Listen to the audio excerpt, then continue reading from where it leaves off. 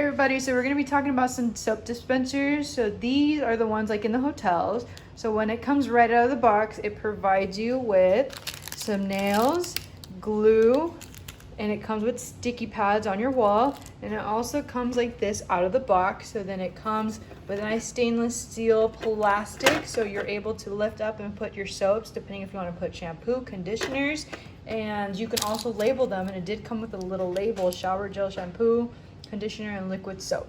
So let's go ahead and put this right in our shower. So we did provide this, and we put it inside of the shower. So we did the sticky things rather than drilling them, because this is tile and we're not allowed to do that with tile. So we put the sticky tabs in. So we put about 4 for this on top. This is where we place it on top of the shower, below the shower head. And that looks really cool.